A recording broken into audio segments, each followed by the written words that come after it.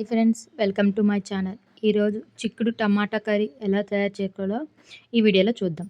ముందుగా అయితే stove on చేసి ప్యాన్ పెట్టుకొని అందులో ఆయిల్ వేసుకొని ఆనియన్స్ వేసుకొని వీటిని బాగా కలుపుకోవాలి. ఇవి బాగా వేగినంత వరకు ఉండాలి. పెనం ఎలా ఉందని మాత్రం ఏం అనుకోకండి. నా దగ్గర కొత్త పెనం కొని వీడియో చేసినంత మనీ అయితే ప్రెజెంట్ లేదు. ఆనియన్స్ బాగా వేగిపోయాయి. తర్వాత టమాటా వేసి బాగా కలుపుకోండి. టమాటా మగ్గే వరకు బాగా వేపుకోవాలి. దీన్ని బాగా కలుపుకొని మగ్గిపోతున్నాయని తెలుసుకొని అప్పుడు చిక్కుడుకాయలు అందులో వేసుకోవాలి. ఈ కర్రీ అయితే చాలా సింపుల్గా ఉంటుంది.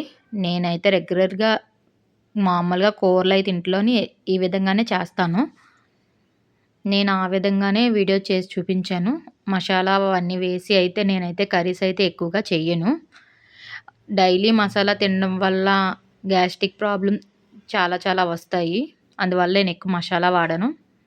ఈ కారం కూడా మేము ఇంట్లో తయారు చేసుకునేదే. రుచికి సరిపడంత కల్లుప్పు అయితే వేసుకున్నాను. ఈ కర్రీని మొత్తం బాగా కలుపుకోవాలి. కలుపుకున్నాక తగినన్ని వాటర్ ఉడకడానికి నేను వేసుకున్నాను. బాగా కలుపుకొని కాసేపు అయితే అలా వదిలేద్దాం. కర్రీ ఇలా రెడీ అవుతుంది. నేనైతే సింపుల్గానే తయారు చేసుకుంటాను కర్రీస్ ఏవైనా. ఇది బాగా మరుగుతుంది కదా, కాస్త దగ్గర పడింది.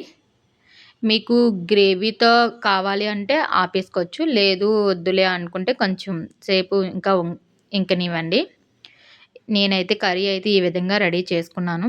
మీకు నచ్చితే లైక్ అండ్ సబ్స్క్రైబ్ ప్లీజ్. నాకు కూడా